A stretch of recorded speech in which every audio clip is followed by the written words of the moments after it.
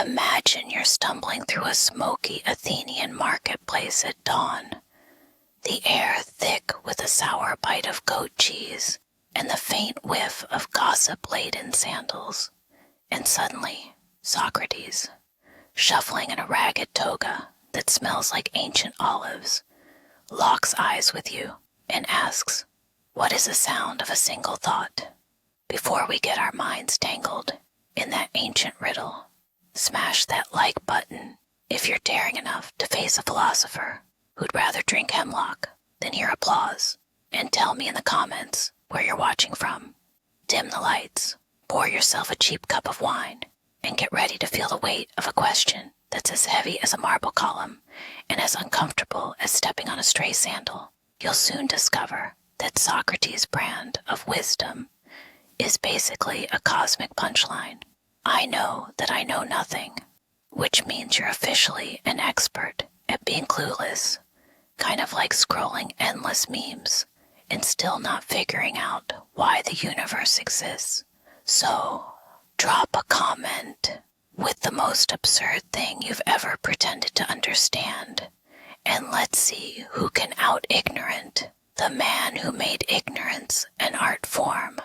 In the Athenian agora, the air buzzed like a hive of over-caffeinated bees.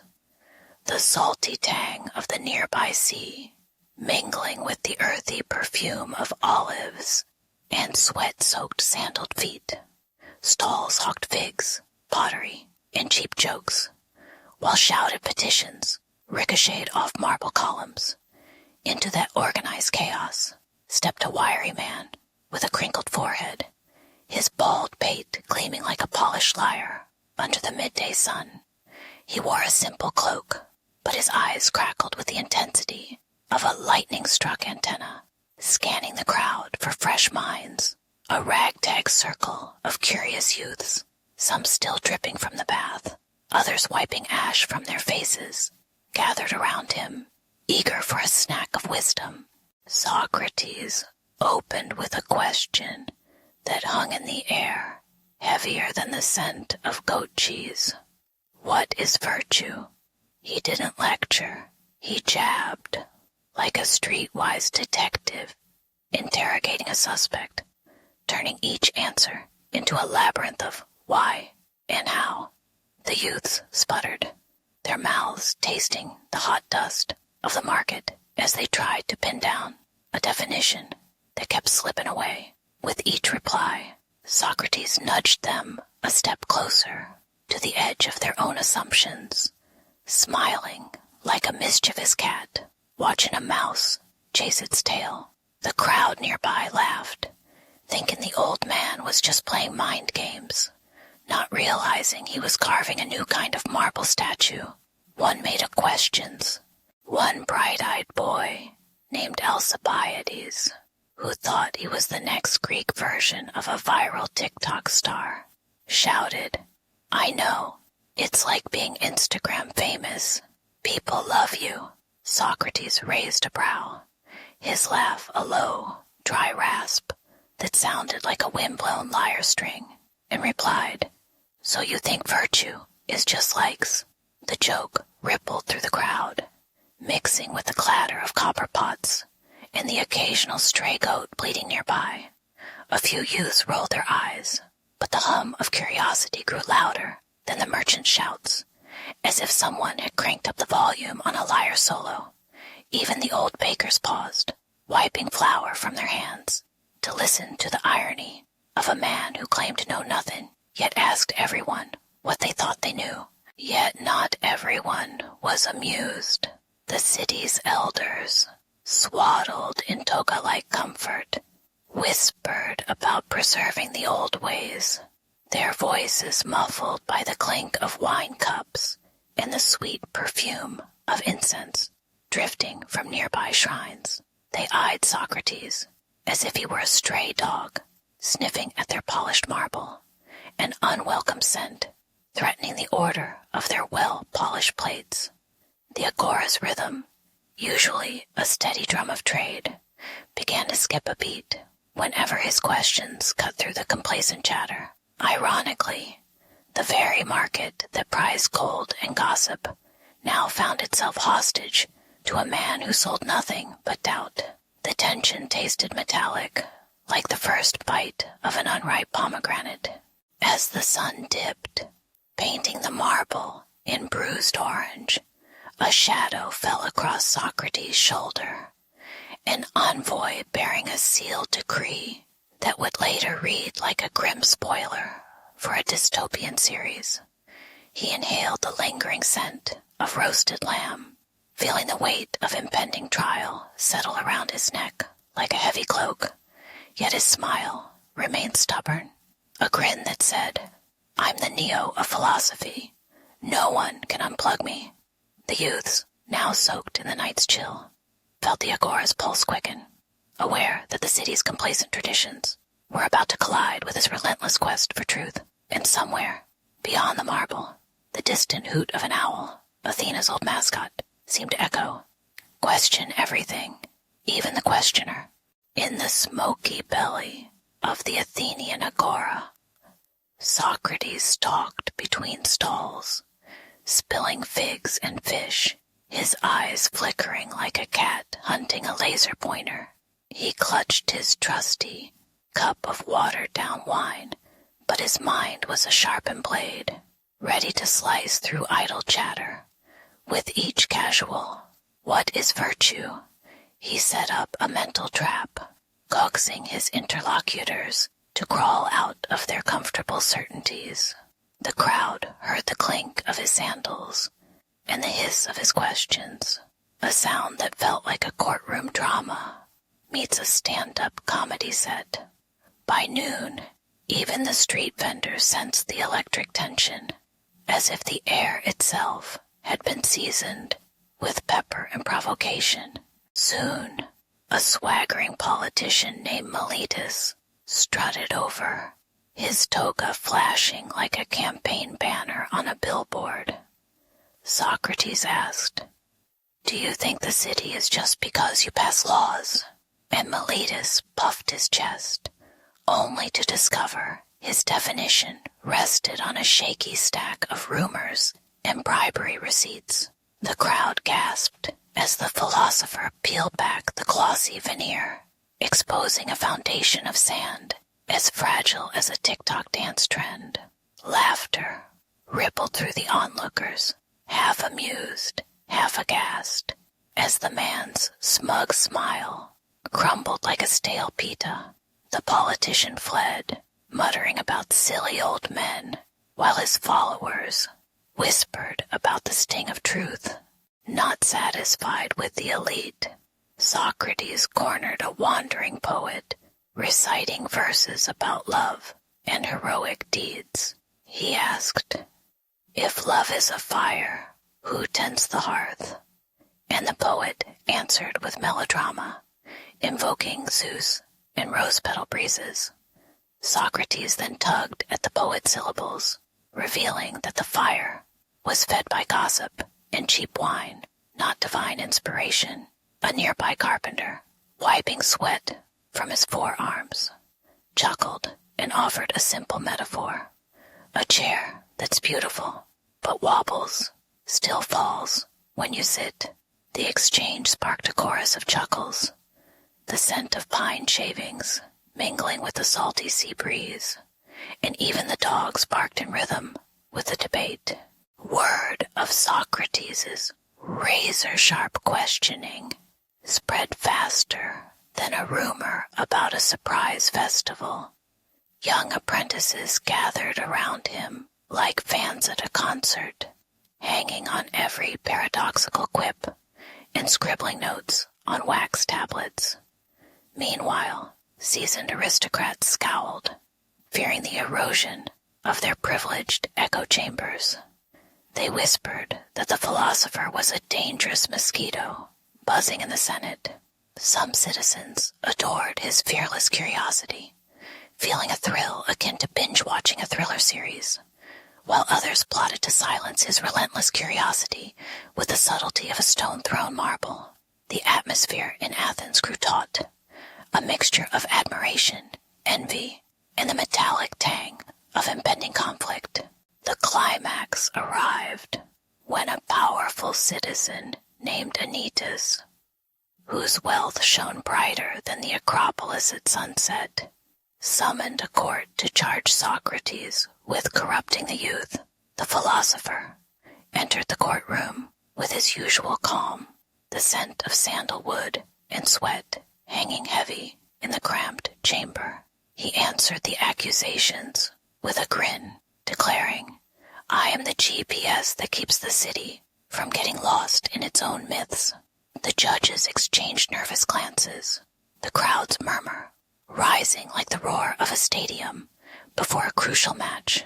As the trial unfolded, the clash between Socratic inquiry and entrenched power crackled, setting the stage for a drama that would echo through centuries. The marble steps of the agora trembled under a chorus of angry voices, like a stadium full of disgruntled fans after a bad sequel. Whispered accusations, impiety, corrupting the youth, simmered like cheap wine left out in the Aegean sun, souring the air with a tang of fear. Vendors shouted over the clatter of pottery, their stalls awash in the scent of roasted figs and sweat-soaked wool. Even the city's pigeons seemed to circle in tighter spirals, as if they sensed the gossip that could turn respectable citizens into pariahs. In this maelstrom, Socrates stood, his wrinkled brow a map of curiosity, unfazed by the storm of rumor that raged like a badly scripted reality show. Friends gathered at the Lyceum, their faces a blend of concern and reluctant admiration, while the scent of incense from nearby temples tried to mask the underlying tension. Crito, usually calm as a river, clenched his fists, his heart thudding like a drum in a marching band, as he heard his own name muttered with disdain. The young men Socrates taught, bright-eyed like fresh olives, were suddenly the target of municipal suspicion, their laughter replaced by nervous shuffles. Even the stoic old man, Lamprocles, found his wife urging him to step back, whispering that loyalty to a philosopher might cost them their modest home and a decent meal of barley stew. Yet Socrates, chuckling like a mischievous cat, replied that a good argument was worth more than any extra drachma, turning the pressure into a kind of twisted compliment. The bull, the Democratic Council, convened under a canopy of bronze banners that flapped like tired banners at a school pep rally. Senators, their togas rustling, argued fiercely, their voices ricocheting off the stone walls like echoing claps in a theater, some demanding swift punishment, others pleading for a trial to let the truth breathe. The smell of ink and parchment filled the chamber, mingling with the metallic tang of nervous sweat as the magistrates weighed evidence that smelled more like gossip than fact. A young juror, eyes darting like a video gamer, spotting a cheat code, whispered that silencing Socrates might keep the city level-locked at peace. The debate grew hotter, each word a spark that threatened to ignite the whole city's conscience, as if they were tuning a massive ancient reality show where the stakes were lives, not ratings. When the verdict finally loomed, Socrates rose with the quiet confidence of someone who just finished a marathon and was now ordering a post-run espresso.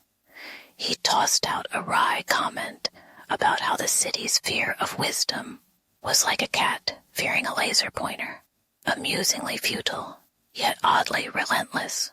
The crowd gasped, the sound cutting through the humid air like a sudden gust of sea breeze, while the clamor of a nearby fish market added a background chorus of clinking scales and salty spray. He leaned into the irony, noting that the very youths he was accused of corrupting were now the ones who could outwit the old guards, like a new generation of gamers overtaking the veteran players. Even as the magistrates prepared the scrolls of condemnation, Socrates smiled, his teeth flashing like polished marble, confident the truth, once whispered, never truly dies. The trial's echo reverberated through the marble corridors, a grim reminder that even the brightest ideas can be shrouded in the fog of public distrust. Citizens whispered in taverns, their voices dripping with both dread and delight, as the scent of spiced lamb mingled with the bitter aftertaste of impending doom. Yet among the hushed murmurs, a few brave souls clung to Socrates' words, feeling the sting of his philosophy like the sharp bite of a fresh lemon, unexpected but invigorating. In the end, the whispers of corruption proved louder than the clamor for justice, yet they also carried the faint hum of hope, as if the city itself were humming the theme of a rebellious hero's soundtrack. And so, the story of a philosopher standing against the tide became a legend, a gritty, hilarious, and oddly comforting tale that still rattles the stones of modern conscience. The marble steps of the Hilayah rose like a giant staircase, slick with the mingled sweat of 1,000 onlookers and the faint perfume of burnt olive oil from nearby lamps. A clamor of murmuring citizens swelled, punctuated by the occasional clink of wine cups that had spilt onto the stone in the center. Socrates stood barefoot, the sand of the agora still clinging to his sandals, his eyes flashing like a streetlight flickering in a storm. The air tasted of roasted figs and the sour bite of angry rhetoric, while the judge's robe rustled like a moth-padded cape. Above, the sun hammered the roof, turning the courtroom into a baked potato oven where truth would roast under pressure. Socrates lifted his voice, crisp as a lyre string, and launched his defense with the swagger of a stand-up comic philosopher.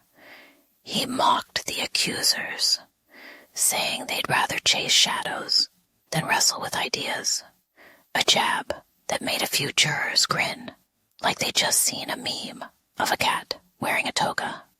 He turned the prosecution's charge of corrupting youth into a question. If curiosity is a crime, then isn't the city itself a gangster? The crowd hissed, the sound ricocheting off the high ceiling like a chorus of angry seagulls. Yet Socrates kept his tone steady, each word a polished stone he tossed into the sizzling pot of public opinion. With a grin that hinted at a secret punchline, he flipped the script, accusing Athens of being the true gadfly that buzzed annoyingly around the hearts of its own citizens. He painted the city's policies as a stale buffet of bad decisions, seasoned with the bitterness of stale wine and the stink of political rot. You punish me for asking questions, he declared, yet you hide behind statues and laws like a teenager behind a Fortnite screen, scared to look up. The jurors shifted, some squinting as if the sunlight through the windows had turned into a spotlight on their conscience. The irony hung in the room, thicker than the incense smoke, a thick, sweet, sour ribbon of tension. When the final vote was cast, the clack of the wooden ballot box sounded like a judge's gavel, ready to slash a cake. Except the cake was the city's fragile reputation. The foreman announced the guilty verdict, and a collective gasp rippled through the audience, mingling with the metallic clang of armor from a nearby guard's shin guard. A few spectators muttered curses that smelled of fermented goat cheese, while others whispered prayers that rose like a wisp of incense, fleeting and fragile. Even the stone walls seemed to shiver, the ancient marble echoing with the rustle of robes and the soft thud of nervous hearts. Socrates, however, received the news with a smile that could have been mistaken for a selfie pose, his calm as imperturbable as a monk in a meme about / just chill. Accepting the death sentence, Socrates slipped his hand into the cup of hemlock, feeling the bitter liquid cool his palm like a soda pop on a scorching Athenian afternoon.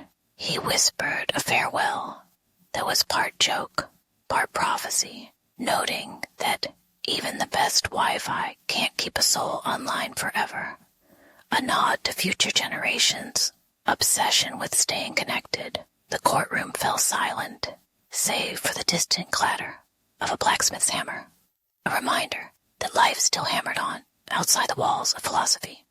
As the poison seeped, his eyes lingered on the marble columns, reflecting a flickering torchlight, like a stage set for the ultimate curtain call. In that final breath, Socrates embodied the very wisdom he taught, to meet death with the same calm curiosity he demanded of the living.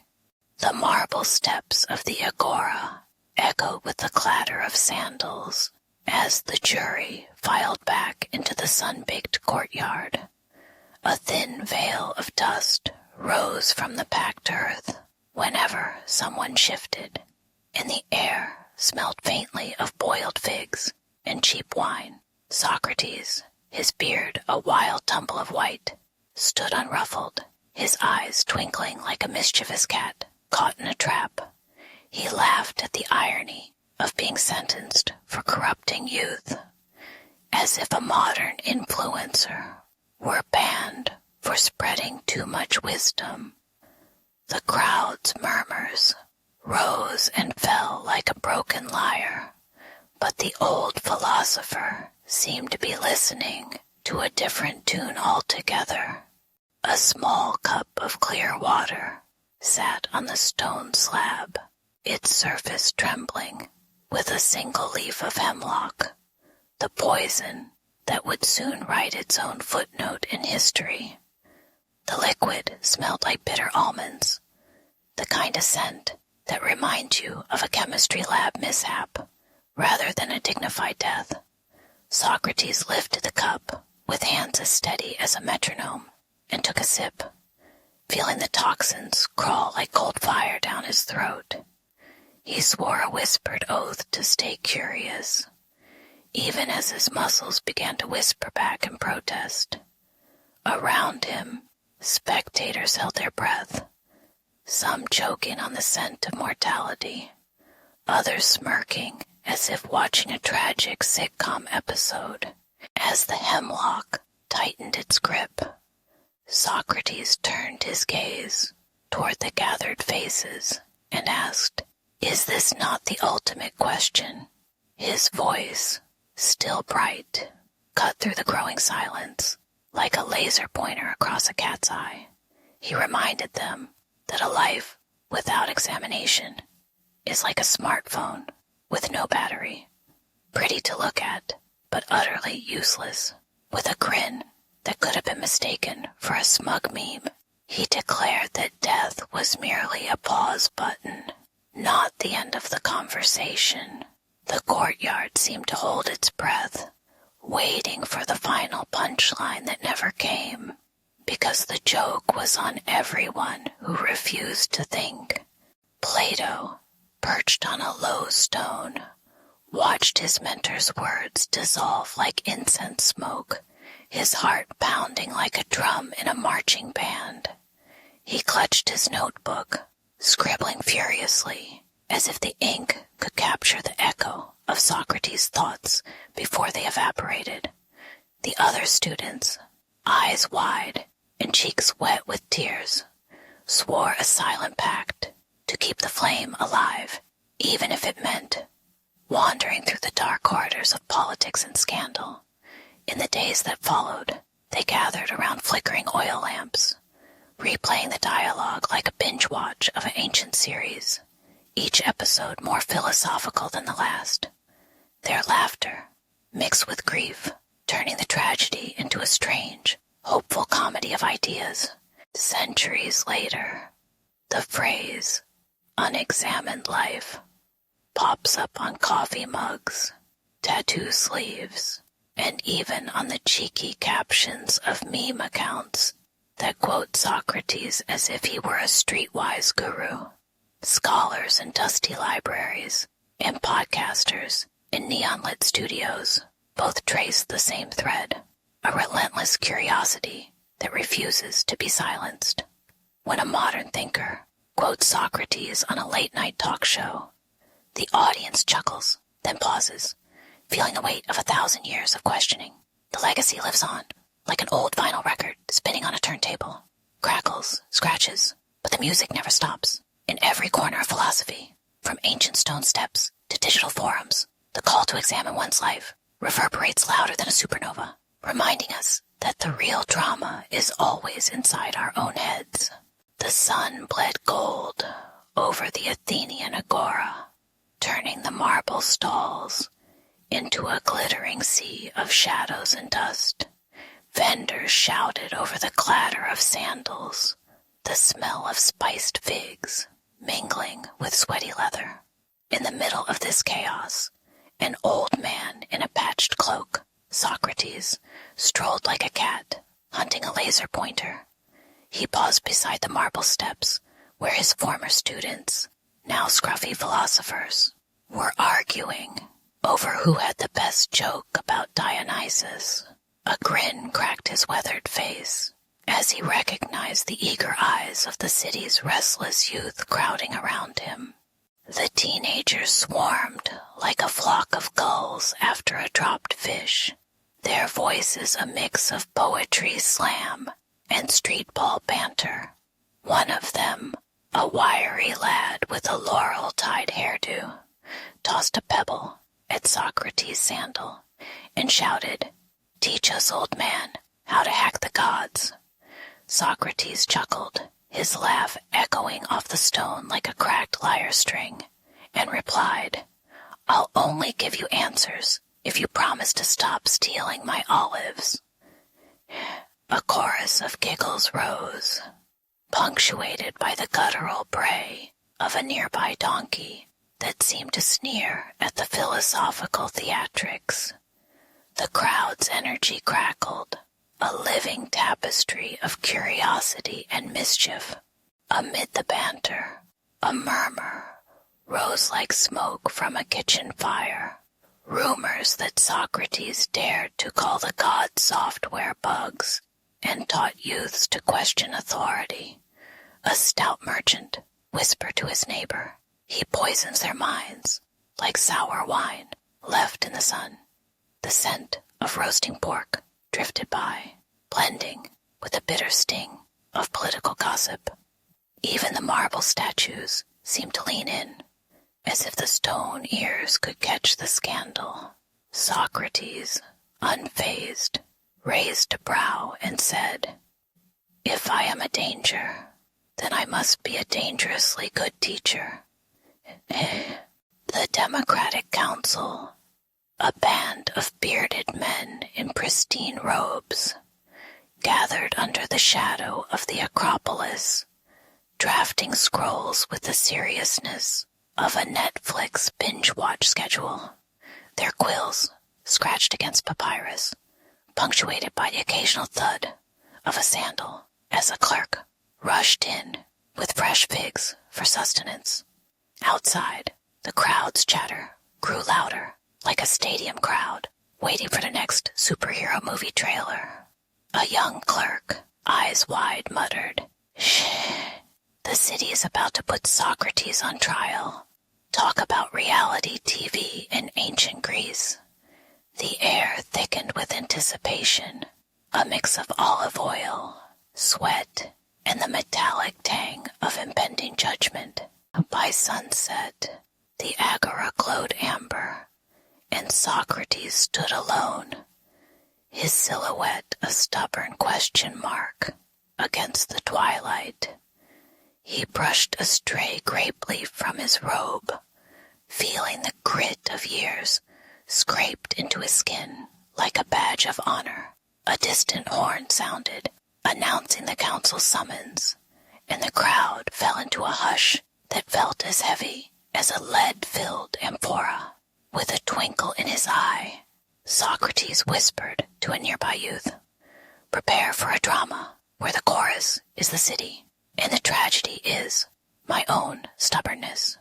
As the first official footsteps echoed toward the marble courts, the stage was set, and the city held its breath, waiting for philosophy to become a courtroom showdown worthy of a Hollywood blockbuster.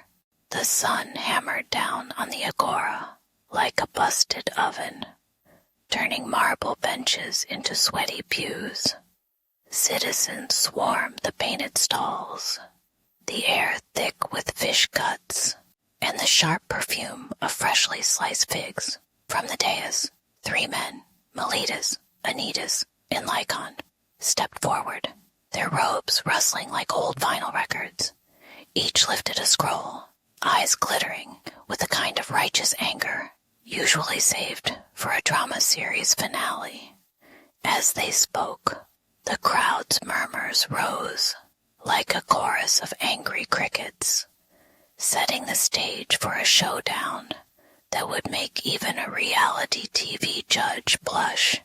Miletus, the skinny youngster, with a voice that cracked like a cheap microphone, accused Socrates of denying the gods, as if he'd swapped Olympus for a hip-hop club. Anytus, the burly former shipping magnate who smelled faintly of oil and ambition, shouted that Socrates introduced new deities, the ones you find on Amazon's mystic gadget shelf. He sneered. Lycon, the wiry lawyer with a permanent scowl, claimed the philosopher was corrupting Athenian youth, turning bright lads into free-thinking rebels who might one day question the price of a theater ticket. The accusations piled up like trash in the market lane, each claim louder and messier than the last, while the crowd inhaled the stench of hot metal and stale gossip.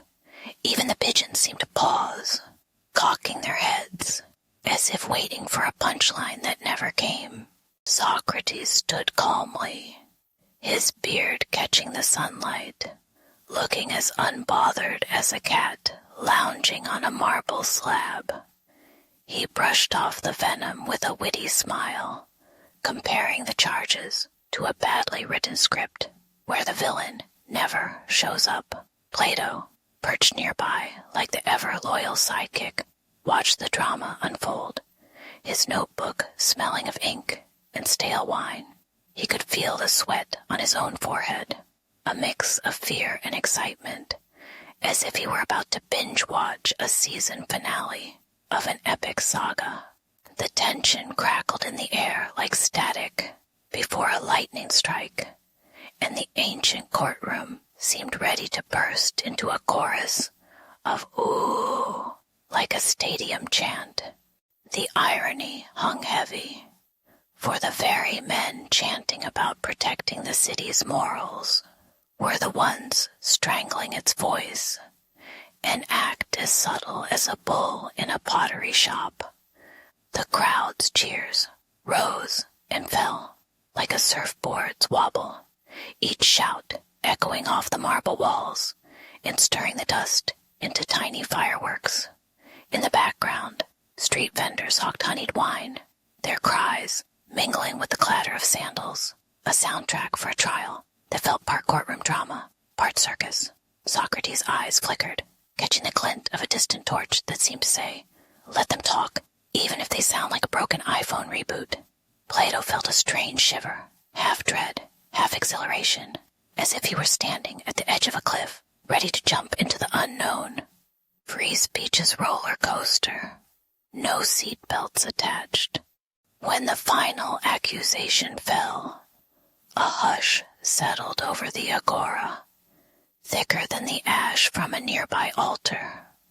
The 3 prosecutors exchanged glances, their faces a mix of triumph and nervous sweat, like gamers after a high-stakes boss battle. Socrates, unflinching, raised a single finger, the gesture as quiet as a whisper, but louder than any shout in the city's history.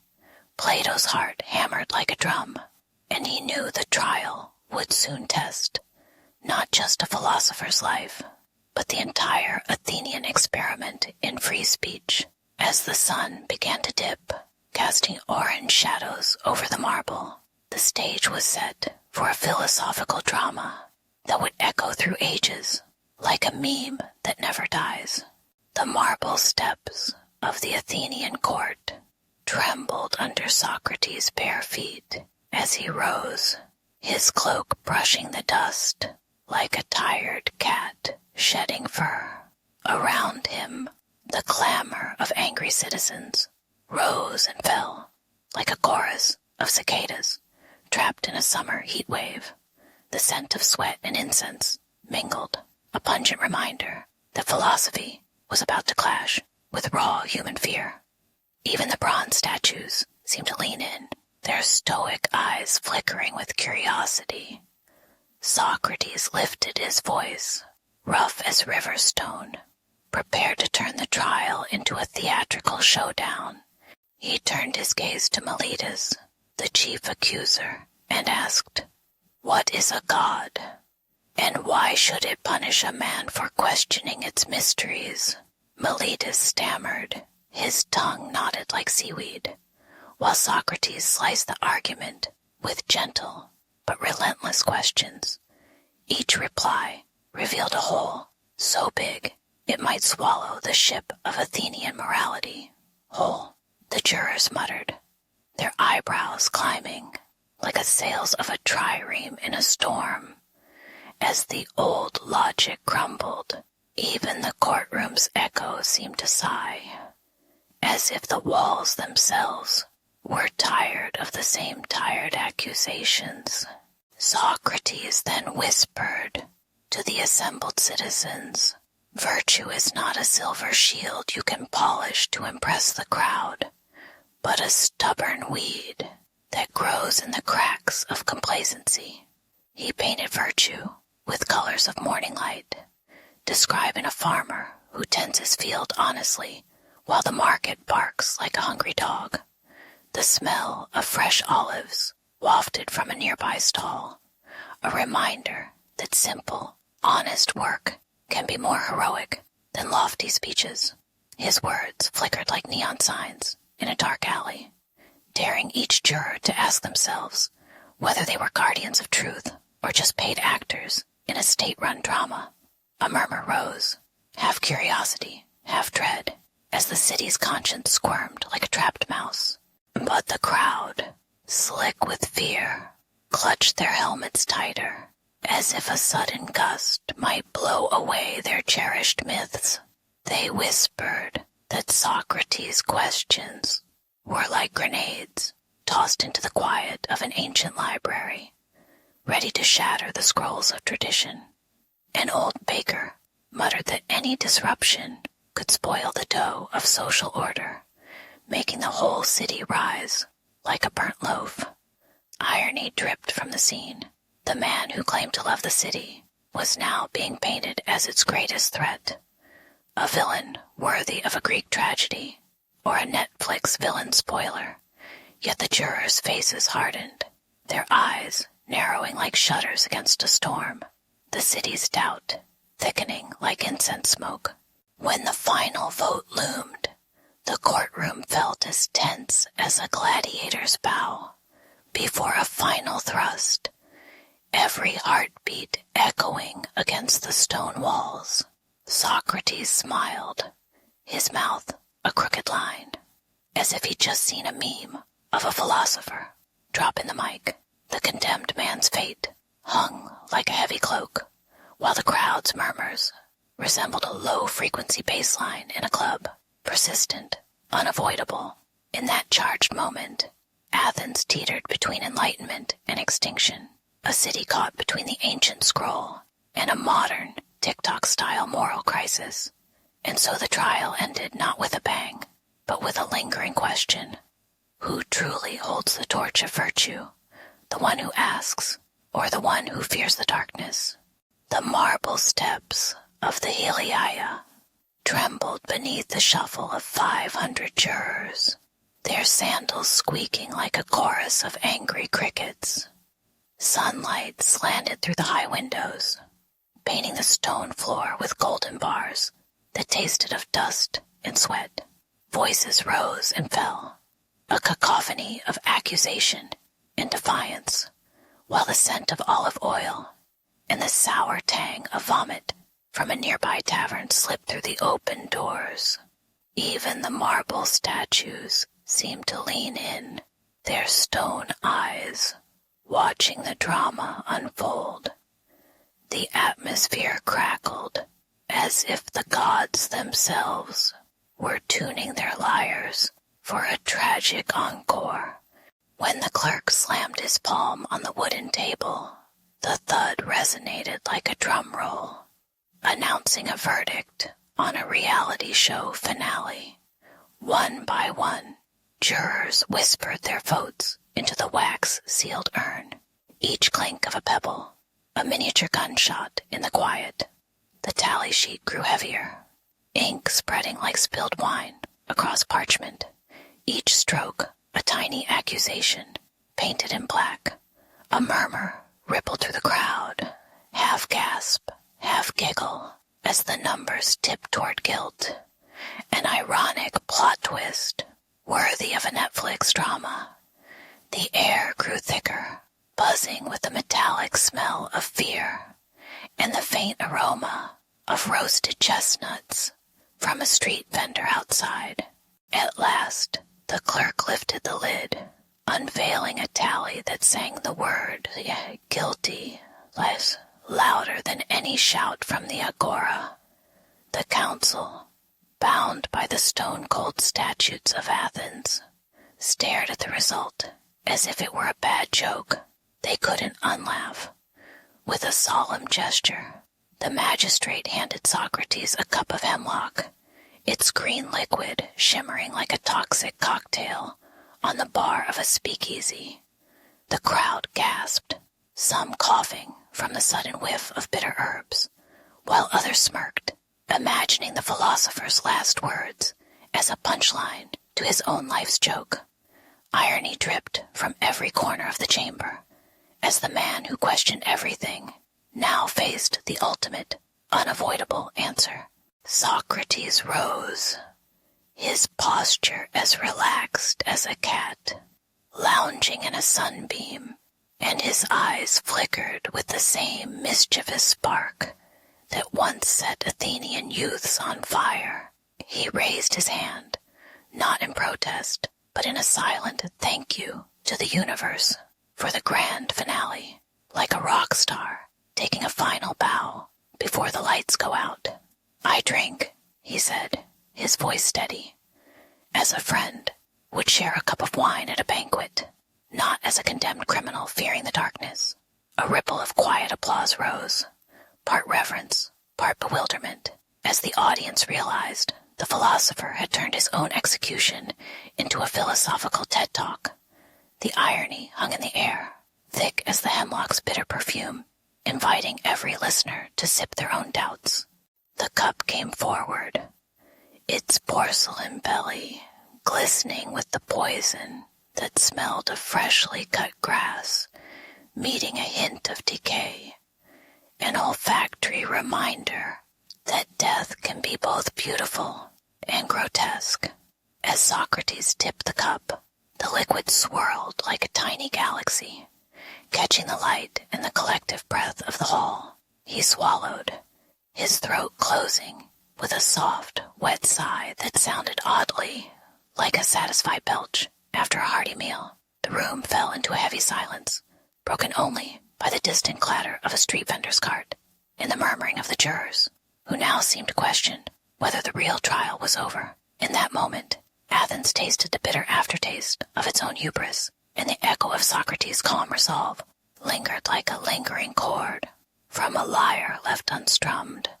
The stone walls of the prison shivered under the sigh of a late summer wind, carrying the sour tang of goat cheese and the distant clatter of bronze javelins. Socrates stood barefoot, his toga slick with sweat, and let the echo of his own voice bounce off the damp bricks like a stubborn ringtone that refuses to mute. He thought how a single question can split a crowd faster than a viral meme, and how every why he'd ever tossed felt like a tiny spear aimed at the belly of complacency. The guard's lantern flickered, throwing a jittery spotlight that made his gaunt face look like a medieval Instagram filter gone wrong. In that uneasy hush, Socrates sensed the power of curiosity, humming louder than any lyre, ready to burst out the moment the cup was lifted. When the magistrates finally lifted the hemlock-stained cup, Socrates tipped his head back and whispered, "The unexamined life is like a reality TV show without a plot, boring and pointless." The bitter poison slid down his throat with the slickness of cold beer, and a faint metallic taste mingled with the smell of stale parchment covering the courtroom benches. Yet his eyes stayed bright, flashing a grin that said, "I'm not dying. I'm just getting a backstage pass to the afterlife's think tank." The audience, Athenians draped in white robes, some clutching olive wreaths, others chewing on cheap figs, felt their stomachs drop like a faltering elevator. The echo of his final paradox rippled through the marble columns, promising that even death could not silence a mind that loved to argue with itself. Outside the cramped stoa, the city streets roared, with the clamor of market vendors shouting about fresh fish, cheap wine, and the latest gossip about the dead philosopher. The smell of roasted chestnuts mingled with the acrid smoke of a blacksmith's forge, painting a sensory collage that made the notion of highbrow feel oddly down to earth. Citizens paused, their sandals scuffing dusty lanes, as the murmurs of "Did he really say that?" floated like stray bubbles in a bath of hot water. In the agora, a teenage boy named Democritus, future laughing philosopher, snickered, comparing Socrates' stubborn stubbornness to a stubborn Wi-Fi router that never quits, even when unplugged. That day, Athens unknowingly birthed a tradition of relentless questioning that would later inspire Plato, Aristotle, and eventually someone named Neil deGrasse Tyson to stare at the stars and ask why they sparkle. Decades later, marble statues of Socrates would be sculpted with a wry smile, as if the gods themselves were pulling a cosmic prank on mortals who thought they could silence thought with a cup. Scholars would gather in candle-lit rooms, sweating over scrolls that smelled like old cheese, debating whether Socrates' method was a clever rhetorical trick or just a philosophical cheat code. The irony was thick enough to taste. The man who punished himself for questioning authority became the ultimate authority on why we should always ask why. Even the playwright Aristophanes, who once lampooned Socrates as a New Age therapist, would later write a comedy about a philosophy class-taking robot that keeps glitching and asking, "What is the meaning of my battery life?" Through every satire, every lecture, every drunken tavern debate, Socrates' ghost slipped in, nudging people to bite their tongues, then bite back harder with sharper questions. As night draped its indigo cloak over the Acropolis, the city's lanterns flickered like hesitant thoughts trying to stay awake. The air tasted of olive oil and distant sea spray, reminding every passerby that ideas, like wind, can erode stone, but also polish it to a gleaming sheen. In the whisper of the breeze, one could hear Socrates' laugh, dry, witty, like a punchline that never quite lands, yet always makes you think twice.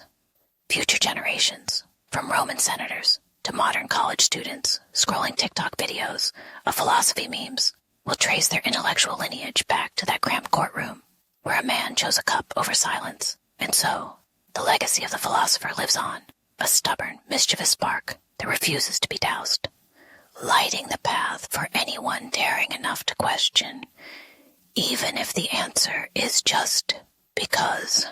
Under the flickering light of Athenian noon, the olive trees whispered secrets as Socrates paced the shaded grove like a caffeinated detective on a mystery trail.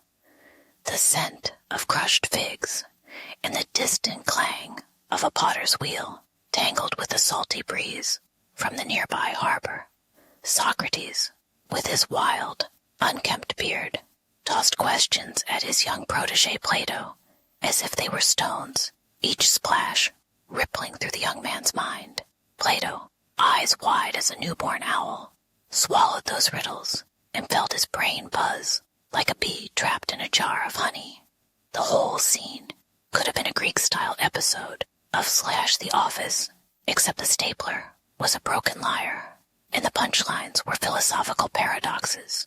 Socrates' method was relentless, a verbal treadmill that never stopped, making his listeners sweat ideas instead of bodies. He'd ask, "What is justice?" and watch Plato's cheeks turn the color of ripe barley, his thoughts scrambling like cats chasing laser pointers. Each answer was met with another sharp jab, turning dialogue into a mental sparring match that left the crowd both bewildered and exhilarated. Plato, impressed and slightly terrified, started scribbling notes on scraps of parchment that smelled faintly of goat dung and oil lamp smoke. He realized that if Socrates could turn a simple stroll into a philosophical boot camp, perhaps a proper place could house all the curious souls craving that delicious mental workout. Determined, Plato scouted a modest plot of land just beyond the sacred sanctuary of Apollo, where the air hummed with the faint echo of lyre strings and incense. The ground was a patchwork of sun-baked dirt, stubborn weeds, and the occasional sprig of wild rosemary that tickled his nostrils with a peppery zest. He negotiated with the city council, those ancient bureaucrats who were about as transparent as a marble statue, by promising to plant olive trees that would outlive the next 10 generations of politicians. With a sliver of terrain secured, Plato imagined a garden of ideas sprouting alongside the olive groves, each thought rooted in rigorous debate and watered by the sweat of eager brains. The sight, though humble, smelled like ambition, mixed with a whiff of goat cheese from a nearby market stall, promising both nourishment and a hint of pungent reality. Word spread faster than a runaway chariot, and soon a ragtag troop of hungry minds gathered, young aristocrats, disgruntled scribes, and one shy fisherman who swore his fish could recite poetry, if only given the proper stimulus. They arrived with scrolls tucked under their arms, sandals scuffing the dusty paths, and eyes glinting like polished bronze shields. In the early evenings, the group huddled around a crackling fire, debating whether the gods liked drama series or theater, while the scent of roasted figs and spilled wine mingled with the occasional grunt of a stray donkey. Laughter erupted when someone compared Plato's theory of forms to the latest chariot racing leaderboard. After all, who wouldn't love a good metaphor about perfect horses? The camaraderie was palpable. The air crackled with excitement, as if the very stones beneath their feet were humming in approval. When the first sunrise painted the sky in hues of amber and rose, Plato unveiled the name, the Academy, a nod to the legendary hero Academos, who once hid from love-struck suitors in a nearby grove. Talk about an ironic twist, turning a tale of avoidance into a sanctuary of seeking. The Academy's walls were nothing more than oak benches and stone benches, yet they held the weight of ideas that would later shape empires, like an invisible Wi-Fi network beaming wisdom across centuries. Students swore to chase truth with the vigor of a dolphin diving for a sardine, while occasionally tripping over their own philosophical shoelaces. Plato, perched on a low marble step, felt a surge of pride as the grove echoed with animated debates, the sound of quills scratching parchment, and the occasional bark of a stray dog demanding attention. Thus, in the shade of olive trees near Apollo's altar, the foundations of Western thought were laid, one witty earnest and slightly messy discussion at a time. When the marble doors of Plato's Academy swung open, a kaleidoscope of seekers spilled onto the sun-baked courtyard. Politicians in crisp himatians, poets with ink-stained fingers, and merchants clutching oil-caked satchels, all smelled of olive oil, dust, and the faint perfume of incense that lingered from earlier debates. Their chatter rose like a chorus of cicadas, each voice eager to claim a seat beside the master philosopher. Plato greeted them with a grin as wide as the Aegean, promising a banquet of dialogue where every palate could be fed. The scene felt less like a school and more like an ancient reality show set, except the prize was truth, not a cash-style trophy. The first round of discourse crackled like a firecracker in a pottery shop. A shrewd statesman argued that justice was a weapon, a sharp blade to cut corruption, while a lyrical poet countered that it was a soft melody that soothed the soul. Merchants, smelling of freshly minted silver, insisted that fairness meant honest trade, not lofty ideals that left their ledgers empty. Their debates ricocheted across the marble colonnades, echoing with the clatter of sandals and the occasional squeak of a squeaky-drawn lyre. It was as if a bustling Athenian marketplace had been transplanted into a philosophical arena, complete with bartering of ideas and occasional haggling over definitions. Soon the conversation turned inward, probing the nature of the soul with the intensity of a surgeon's scalpel. Plato's students debated whether the soul was a winged horse, soaring above the body, or a stubborn mule tied to earthly desires. The ideal state sparked heated arguments that resembled a Greek mythic version of a modern-day city council meeting, complete with shouting, gesticulation, and the occasional dramatic gasp. Tensions rose like heated oil in a cauldron, and a few participants even threatened to storm out, their robes fluttering like disgruntled banners. The air grew thick with the scent of heated argument and the musk of sweat, as intellectual tempers flared hotter than a summer hearth. Seeing the chaos, Plato stepped in like a Jedi master, calming a restless apprentice. He slowed the tempo, urging his pupils to listen as if each word were a rare, honey-scented blossom to be savored. He introduced a new method. Start each dialogue with a quiet breath, then let questions cascade like a waterfall rather than a battlefield.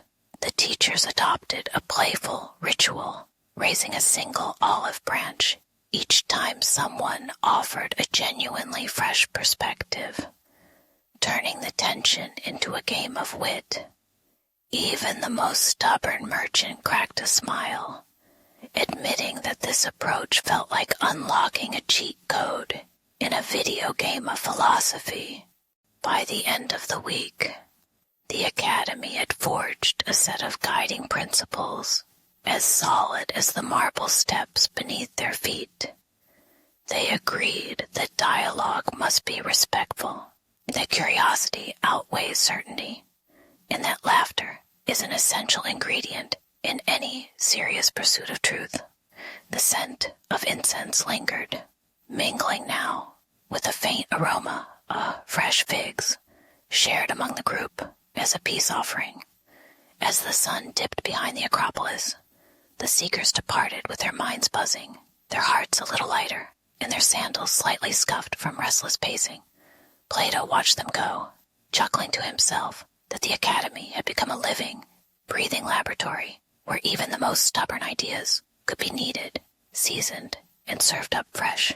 The marble steps of Plato's Academy gleamed under the Athenian sun, and curious minds from every agora streamed in like commuters on a modern subway. Word of Socratic banter traveled faster than a gossip scroll, turning the little garden into a celebrity hotspot that even the city's marble statues seemed to whisper about. Vendors hawked figs and honey, their sweet scent weaving through the colonnades, while the air crackled with the clink of cups and the rustle of scrolls. Yet beyond the fragrant olive groves, the city's councilmen sipped their wine in darkness, eyes narrowed as they watched this free-thinking carnival grow, their fear that a chorus of questioning voices could drown out the drumbeat of power, much like a viral TikTok dance eclipses a solemn speech. In the marble hall of the Boule, the shrewd aristocrats huddled like gamers, plotting a raid, accusing the Academy of handing out dangerous cheat codes to the populace. "Who taught the youths to doubt the gods?" barked a stern orator, his voice echoing off the stone like a thunderclap in a tavern.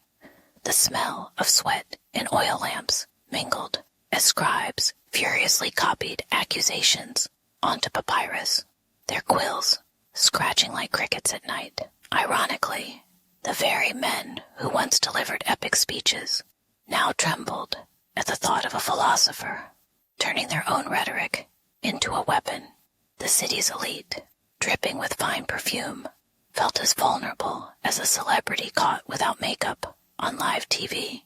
The next morning, a hastily assembled tribunal roared to life in the agora, its marble benches filled with angry citizens and trembling philosophers alike.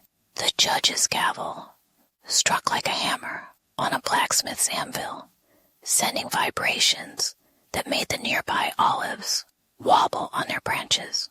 Plato's students stood shoulder to shoulder, clutching scrolls that smelled of ink and old sandalwood, while a lone prosecutor shouted that their teachings were more poisonous than fermented fish sauce, whispered jokes about philosophers stealing the spotlight from the gods, like Netflix stealing our binge-watch time, floated through the crowd, eliciting nervous chuckles. Exile threatened like a cold wind, blowing through the courtyard, promising a fate as grim as a shipwreck on a storm-raged shore. Inside the Academy's shaded courtyard, Plato himself leaned against a cypress, his toga dusted with the scent of pine sap, and whispered, "We must keep the fire of questioning alive, even if the council wants to douse it with their lukewarm wine." Students rallied, passing secret notes scented with rosemary, each one a tiny promise to guard the ideas, like a cat guarding its prized mouse toy. They organized clandestine debates at midnight, the flickering oil lamps casting long shadows that danced like silhouettes from an old horror film. The tension was palpable, a mix of fear and exhilaration, as the sound of distant drums from the city's guard echoed like a bad bass line at a party. Yet humor survived. One philosopher quipped that if the elite wanted to ban ideas, they'd have to invent a mute button for the human brain, which he said was still in beta. In the end, the council relented only after a spectacularly theatrical public apology, staged by a flamboyant politician who dressed in a robe that looked suspiciously like a superhero cape. The Academy emerged bruised but unbroken, its marble columns now bearing faint scorch marks, like battle scars from a video game boss fight. The citizens, smelling the lingering aroma of roasted chestnuts from nearby stalls, cheered the victory of thought over tyranny, chanting slogans that sounded like ancient rap verses. The episode became legend, teaching future generations that the free exchange of ideas is as stubborn as a stray dog that refuses to leave a fish market. And so, the Academy's garden continued to hum with debate, its legacy echoing through time like the endless replay of a beloved song on a dusty vinyl record. The marble pillars of the agora gleamed beneath a sweltering Athenian sun, while the city's magistrates gathered in a cramped, incense-smelling hall that smelled like old olives and damp scrolls. Flickering oil lamps cast jittery shadows on the walls, making the assembled faces look like a pack of angry emojis. Plato stood at the front, his toga whispering against the stone floor, his eyes sharp as a hawk's dive. He lifted his voice, and the echo ricocheted like a marble, rolling down a stairwell, catching every ear. The crowd leaned in, as if the very air might spark into philosophical fireworks. Plato launched his defense with a grin that could have outwitted a sphinx, declaring that the academy was a furnace for the eternal forms, ideas hotter than the summer heat. He painted the forms as the ultimate cheat codes for a just society, arguing that without them, lawmaking would be as flimsy as a paper crane. The magistrates scoffed, their brows furrowing like ancient amphorae, muttering that philosophers were merely daydreamers with dusty scrolls. Ignoring their snide remarks, Plato compared the pursuit of truth to a GPS that never loses signal, even in the labyrinthine streets of politics.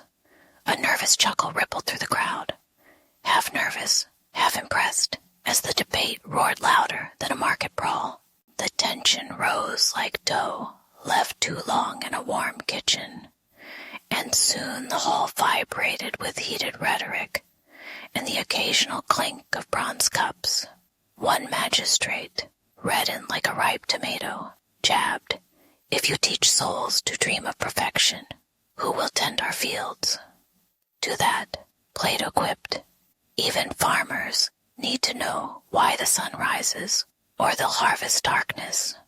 Laughter burst, a brief flash of sunlight through the tension, before the arguments snapped back into a sharp back and forth, each point sharper than a Spartan spear.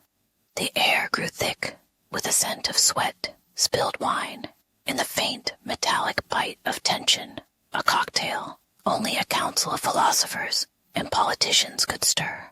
Just as the magistrates reached for the heavy doors to shutter the academy, a stray spark, perhaps from a careless servant's lantern, kissed a bundle of dry figs tucked in a corner. The figs erupted in a sudden blaze, licking the ceiling with orange tongues that hissed like angry dragons. Smoke spiraled upward, filling the room with the acrid bite of burnt parchment and fried herbs, while panic painted everyone's faces with a palette of fear and awe. Yet amidst the chaos, Plato's eyes twinkled. The fire mirrored his own words. Reason can be consumed, but it also sparks brighter when threatened. The hall trembled, and the sound of crackling flames mixed with the magistrate's startled shouts, creating a chorus that could rival any tragedy on stage. When the flames finally sputtered, leaving only charred beams and a lingering smell of singed olives, the council members stood amidst the ash, their robes singed, but their spirits oddly inflamed. Plato brushed a smudge of soot from his cheek and declared, with a wry smile, "A little fire never hurt a good idea, just like a spoiler can make a movie better."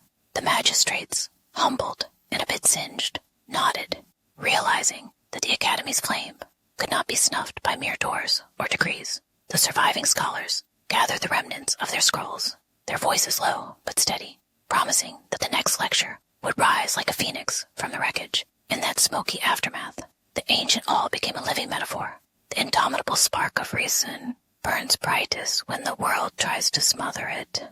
The flames that once licked the marble columns of the academy sputtered out, leaving only a whiff of burnt olive oil and ash.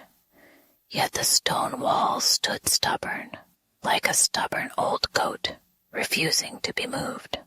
Students gathered, shoveling soot with their bare hands, laughing that even a fire needs a coffee break.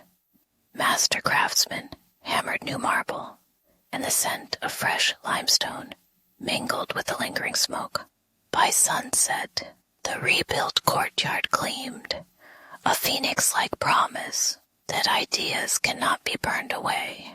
Word of the rebirth raced across the Aegean on the backs of merchants whose cargo smelled of figs, wine, and the occasional dead rat.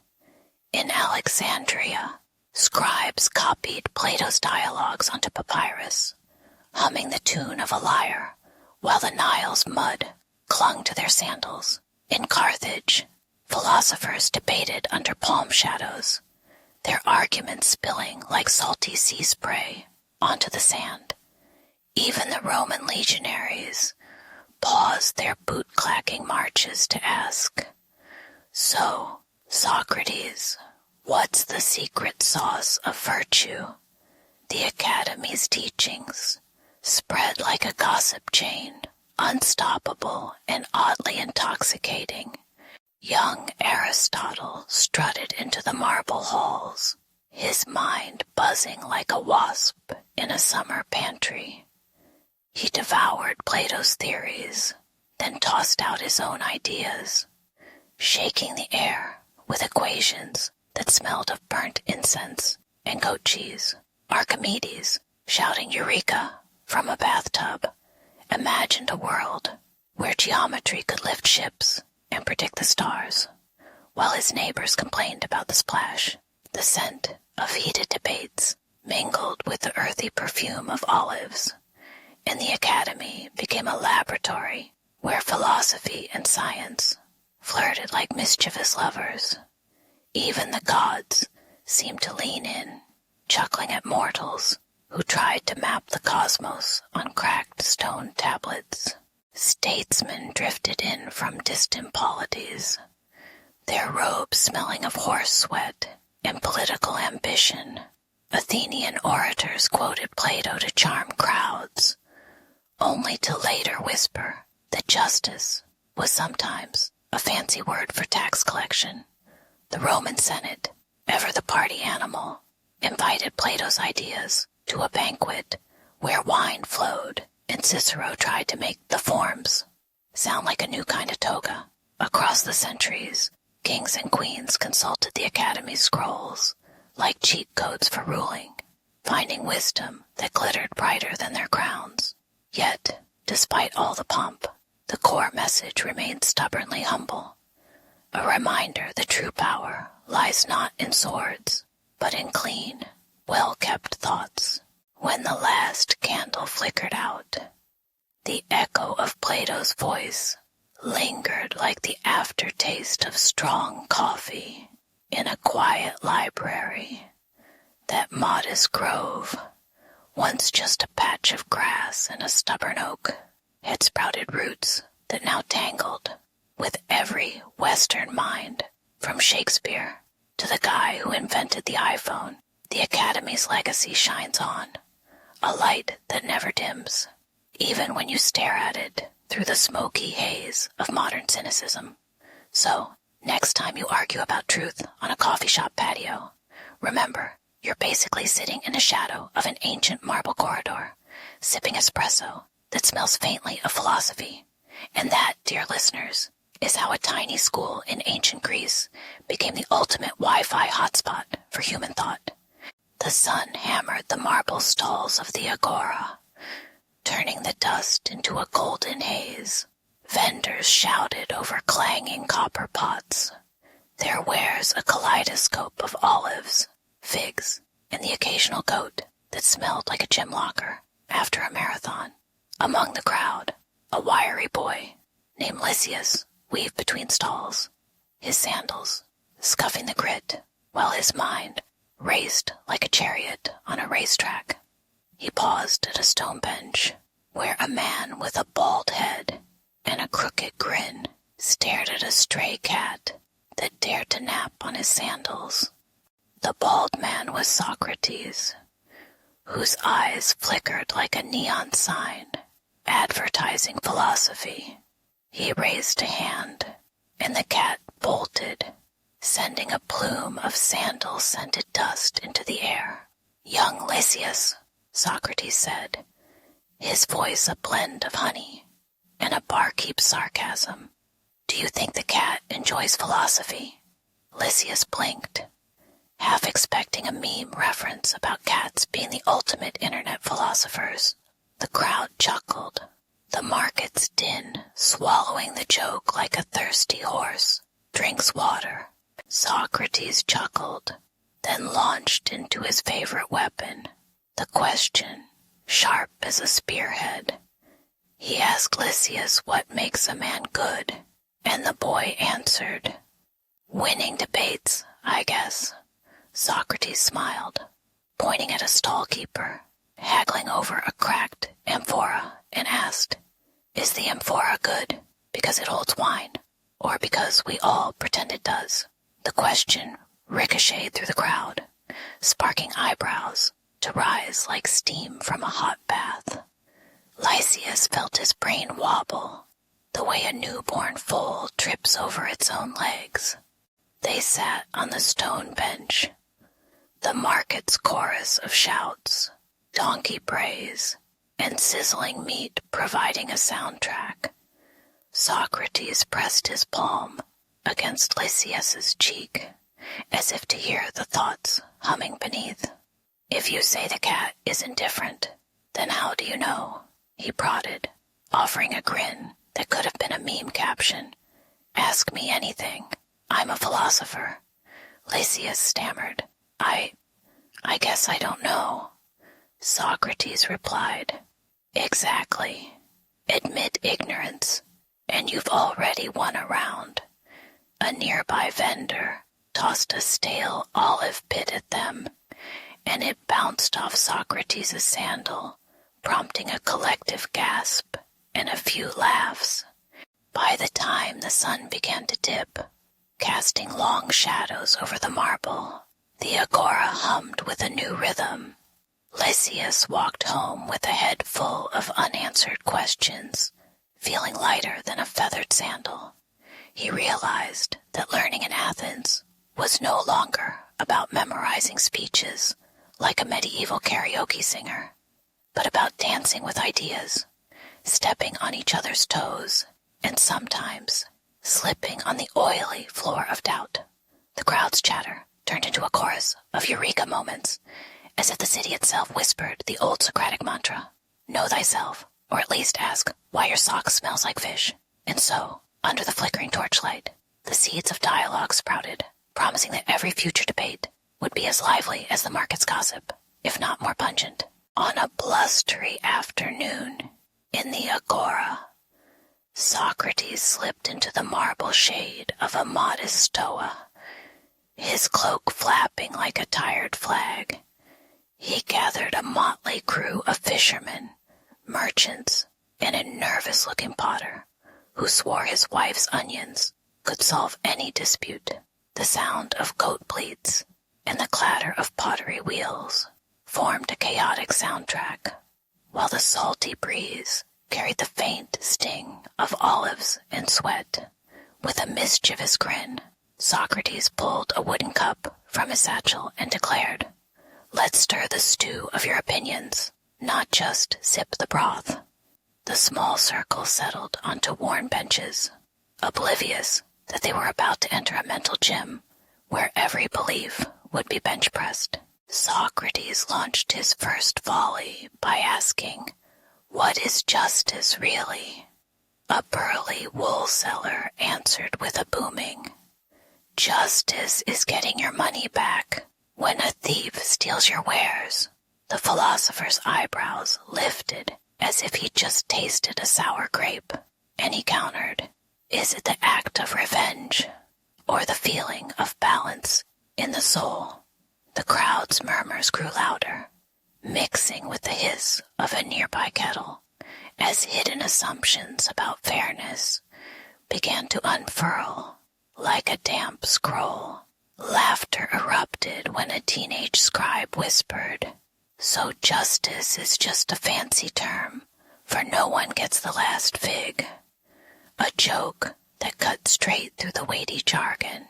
Next, Socrates pivoted to courage, pointing at a marble statue of Achilles that loomed over the market like a brooding Instagram filter. Is bravery the roar of a lion or the quiet sigh before stepping into the bath of a public trial? A nervous baker shouted, clutching a sack of flour that sprayed white dust into the air. The philosopher chuckled, noting the irony that the city's most celebrated hero was a mythic warrior who probably never faced a bill for a broken pot. A smell of burnt bread wafted through the stoa, and a young woman quipped, "If courage means burning your croissant for the sake of art, I'm already a hero." The exchange sparked a ripple of nods as the citizens tasted the bitter tang of self-examination. Finally, Socrates turned his keen eye to virtue, brandishing a tiny, chipped amphora as a prop. If virtue were a fruit, would it taste sweet like honey or sour like the wine left out in the sun?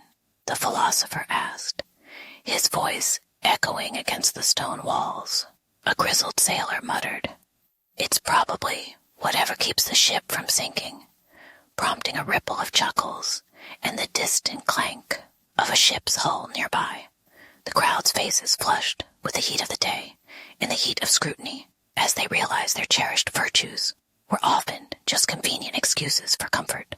Even the potter, who had been polishing his clay all morning, admitted maybe virtue is just the stubbornness to keep shaping something, even when it cracks, a sentiment that hung in the air, fragrant as fresh earth.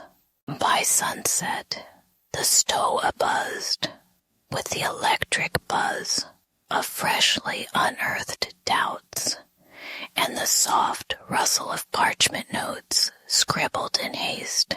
Socrates, eyes twinkling like Athens' night lanterns, concluded, "We have not solved anything, but we have learned to ask the right questions, like Netflix asking if you really want to watch another sitcom."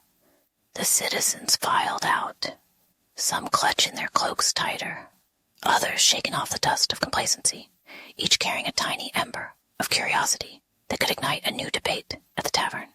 The scent of roasting lamb drifted from a nearby stand, mingling with the lingering aroma of the day's intellectual stew. As the last footstep faded, the agora seemed less a marketplace of goods and more a crucible where ideas were hammered, polished, and occasionally, humorously, left to wobble like an unsteady statue on a windy day. The Athenian agora sweltered under a honey-gold sun, the air thick with the scent of roasting figs and the distant clang of a blacksmith's hammer. A crowd of sandal-capped citizens gathered around a marble podium, their chatter bubbling like a pot of stew.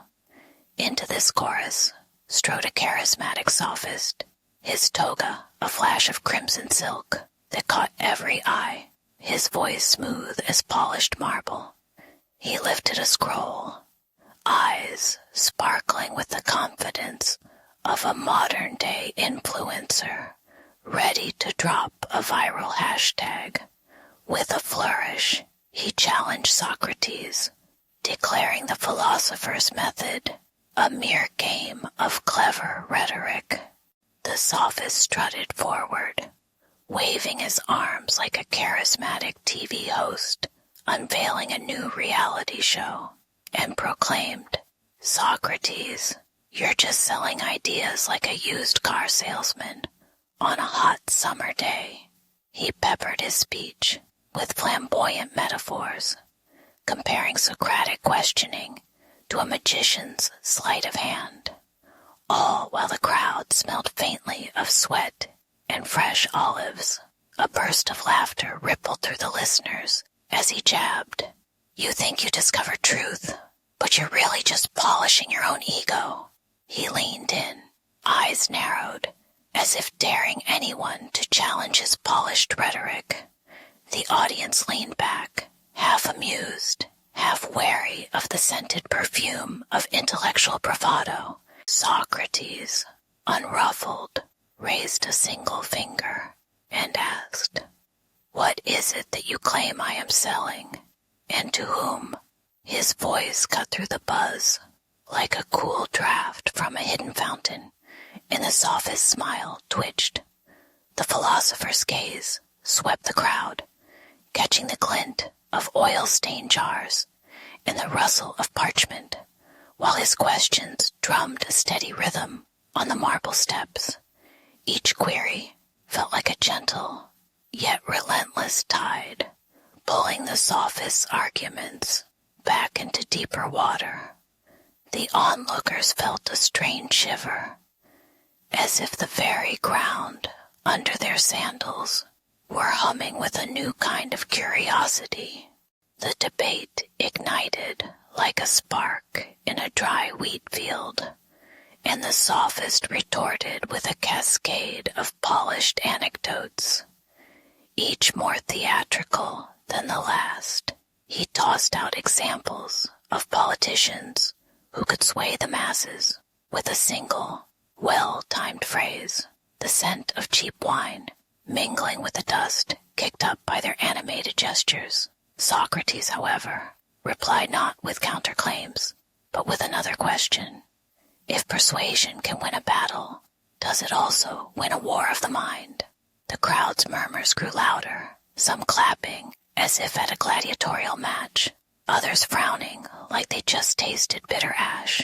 The air crackled, and even the distant gulls seemed to pause, listening to the clash of wit and wonder.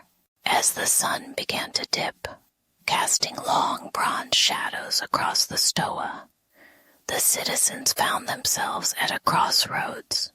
Choose the slick allure of the sophist's polished persuasion, or the raw, unsettling hunger for truth Socrates provoked. A few shouted cheers for the sophist's dazzling rhetoric, their voices echoing like a stadium chant, while others whispered truth as if it were a forbidden secret. The moment felt oddly like a televised finale. Think The Bachelor meets Plato, where the final rose is replaced by a stubborn, unanswered question. In that humid twilight, the audience felt the weight of history pressing on their shoulders, the smell of incense and sweat mingling into an unforgettable perfume of intellectual courage. And so the challenge hung in the air, a lingering note that would reverberate through the marble streets of Athens for generations to come. The sun hammered the marble of the agora, turning the stone into a sizzling grill that steamed under the chatter of 100 voices. In the middle of this urban furnace, Socrates stood like a reluctant chef, his toga dusted with the faint scent of goat cheese from a nearby stall. He raised a hand, and the crowd fell into a sudden hush, as if waiting for the next dish to be served. The topic, piety, a word that smelled of incense and the sharp tang of freshly cut olives. Everyone sensed that the debate would be hotter than a midsummer firebrand, and no one could predict which ember would spark the real fire of thought. Socrates leaned in, his eyes twinkling like mischievous sparrows perched on a marble column, and asked Euthyphro to define piety in a single, crisp sentence. Euthyphro blurted out a definition that sounded as polished as a newly minted coin, but Socrates sliced it with the precision of a barber's razor, exposing a wobble at its core. If the gods love what is pious, then is piety simply whatever they happen to like? He probed, his voice echoing off the surrounding stoas like a drumbeat. The young men in the crowd squirmed, their sandals scraping the dusty floor, while a vendor nearby shouted about fresh figs, oblivious to the philosophical fireworks. Each reply tangled tighter, knotting logic into a paradox that felt like trying to untie a knotted fishing line with bare fingers. The debate grew louder, the crowd's breaths mixing with the salty breeze from the nearby harbor, carrying the scent of fish guts and fermenting wine. An elderly chorus leader muttered a snarky comment about philosophers being the original Twitter trolls, earning a ripple of chuckles that cut through the tension. Sweat dripped down Socrates' brow, glistening like dew on a marble statue, while his interlocutors, flushed red, their faces turning the color of ripe pomegranates. Suddenly, a shout rose from the back, a baker shouting, "Burnt bread," reminding everyone that life's practical concerns were still simmering under the philosophical stew. The cacophony of clinking amphorae, stray dogs barking, and the occasional laugh forged a backdrop as chaotic as a modern-day reality show set. Then, as if a sudden gust had blown away the smoke, a collective hush fell over the assembly. Even the market sellers paused, their wares forgotten. Socrates, with a grin that hinted at secret mischief, whispered, "We know nothing, and that is the first step to truly knowing." The crowd inhaled, the aroma of olives and ash filling their lungs, and each participant felt a strange, delicious vertigo of admitting ignorance. It was a moment as crisp as biting into a cold watermelon on a hot day, simultaneously refreshing and a little disorienting. In that shared realization, the agora transformed into a crucible, melting stubborn certainties into raw, open curiosity. The debate dissolved into laughter, with one eager youth quipping that Socrates was basically the original stand-up comic, delivering punchlines that knocked the wind out of philosophical egos. As the sun dipped, casting long shadows that stretched like elongated questions across the stone, the participants left with a lingering taste of humility and the faint echo of Socrates' voice, like a sitcom's laugh track fading into night. They carried the lesson back to their homes, where women washed the day's grime from their hands while humming about the absurdity of trying to pin down the divine. In the end, the method proved its power, not by delivering answers, but by forging a space where the unknown could be tasted like a bitter herb and still feel oddly satisfying. And somewhere, a modern binge watcher, scrolling through ancient memes, would smile, recognizing that the ancient crucible of inquiry still feels as relevant as a plot twist in a streaming series.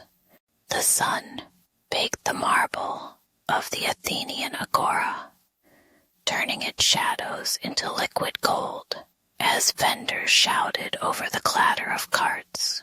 In the middle of the dust-kissed square, Socrates stood with a crooked grin, his robe fluttering like a flag of curiosity. Lycian, a burly wine seller with a taste for blunt jokes, eyed the philosopher with a mixture of skepticism and envy. A stray goat bleated nearby, adding a soundtrack of bleats to the hum of conversation. The scent of roasting figs mingled with a salty sea breeze, setting the stage for a dialogue that would crack open the minds of all who listened. Socrates launched his questions like a skilled archer, each one a swift arrow aimed at the heart of certainty. "What is virtue?" he asked, and the crowd gasped as if someone had just shouted, "Spoiler alert!" Lycian cracked a grin, retorting, "If I answer, will I get a free drink?" The philosophers volleyed back, their words ricocheting off marble columns like a witty sitcom banter, yet each punchline stripped away a layer of pretension.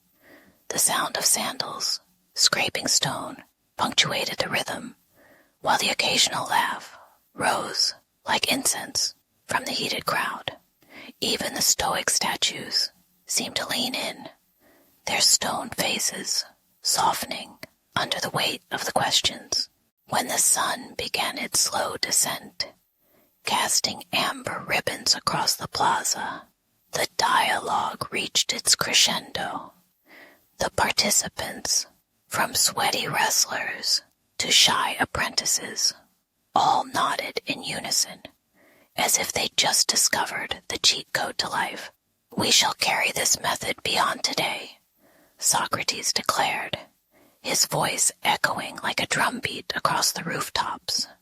The crowd erupted in applause that sounded like a chorus of clinking pottery and shouted affirmations, their faces flushed with the thrill of intellectual adventure. The moment felt both ancient and oddly familiar, like binge-watching a philosophy series and realizing you're the main character. Lacian left the agora with a new sparkle in his eye, his mind buzzing like a beehive of ideas. He began to pepper his tavern patrons with Socratic riddles, each question served with a side of cheap wine and a wink. The smell of spilled ale and roasted pork filled the tavern, while patrons muttered, "What is truth?" and then laughed, realizing they just turned a night of revelry into a brain gym session.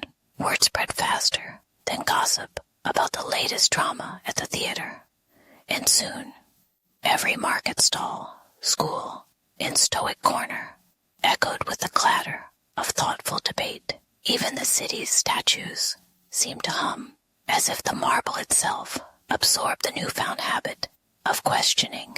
Years later, when the marble of the agora wore the patina of time, the echoes of that day still resonated like a distant lyre.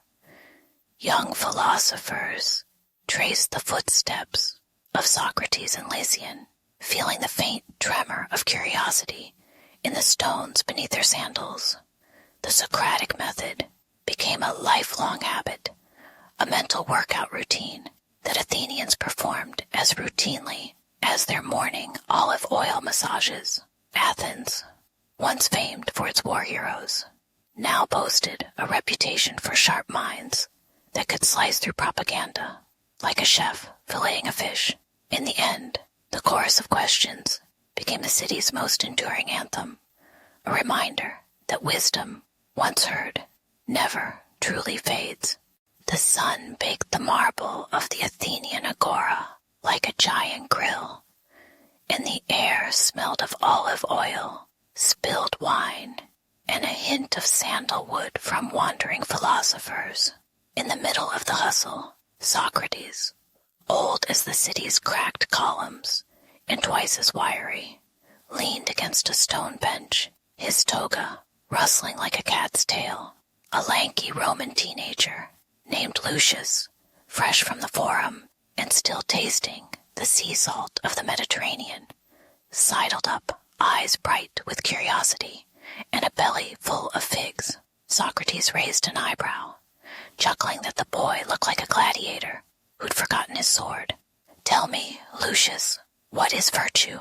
he asked, tossing the question like a hot olive onto the dusty ground. Lucius blinked, his sandals squeaking on the dust as he tried to juggle the question with the smell of roasted lamb drifting from a nearby stall.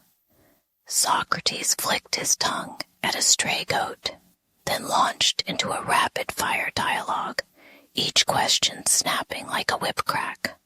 They weaved through ideas of courage, justice, and the perplexing notion that knowing one's ignorance is the first step to wisdom, kind of like realizing you've been playing Mario on hard mode without a cheat code.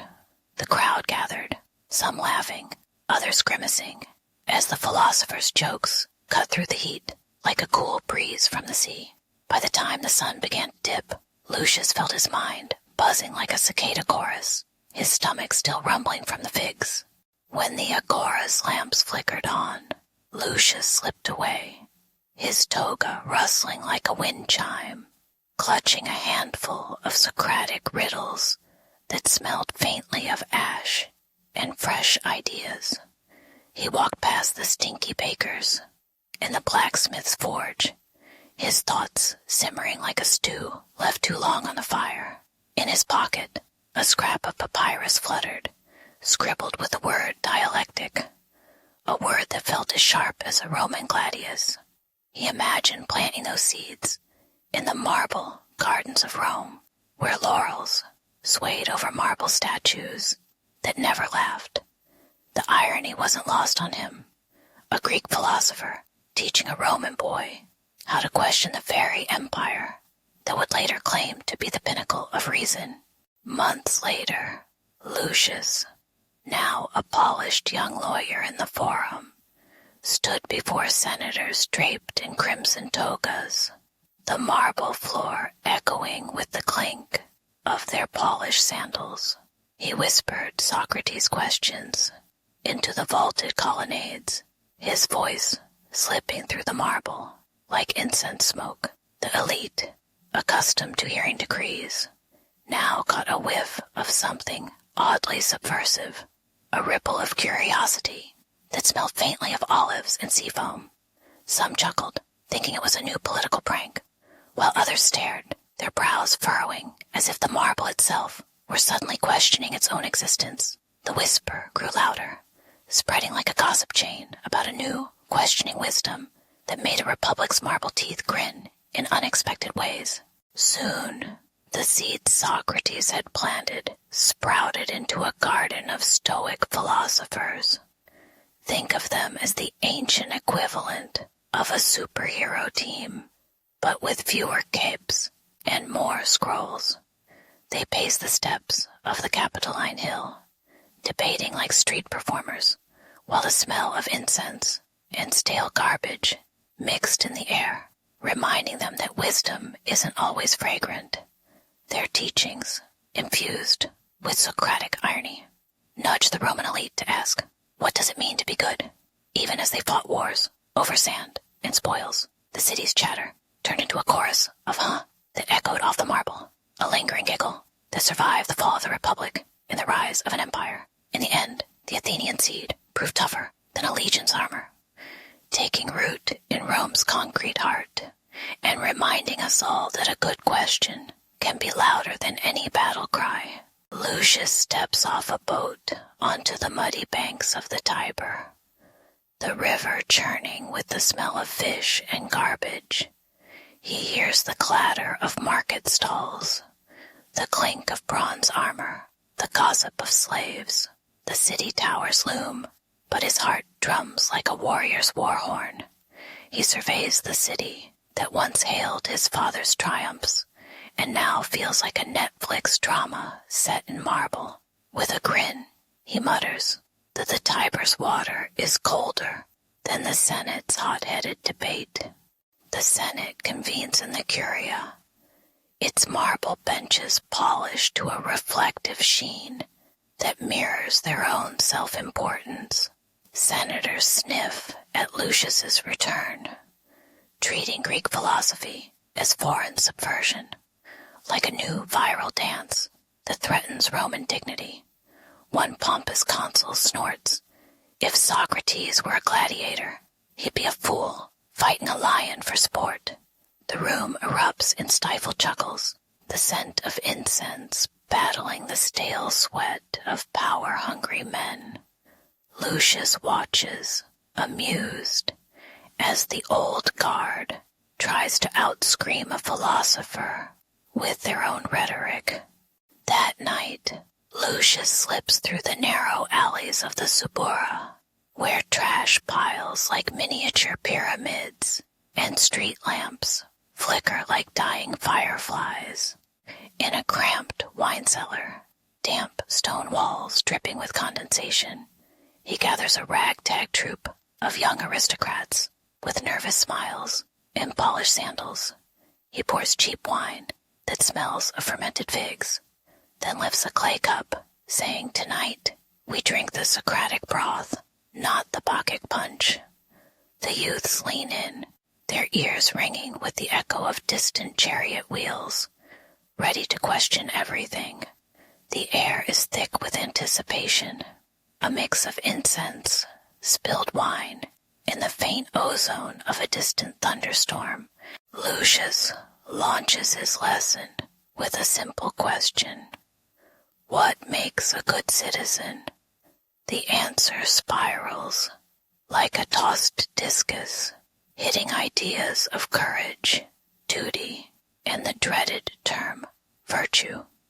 He punctures each claim with a Socratic jab, forcing the students to chase their own definitions down narrow corridors of thought, their brows slick with perspiration. He likens the practice to an ancient version of Whose Line Is It Anyway, where logic improvises and nobody wins except truth. Laughter ricochets off the stone, mingling with the smell of damp plaster and burnt oil lamps.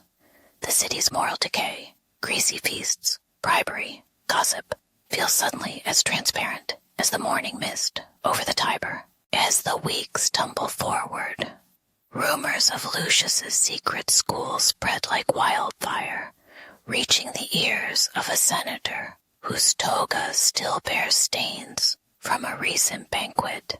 Ironically, the very men who once dismissed Greek methods now whisper that the young nobles speak with the calm of Stoics, yet wield the curiosity of Socrates.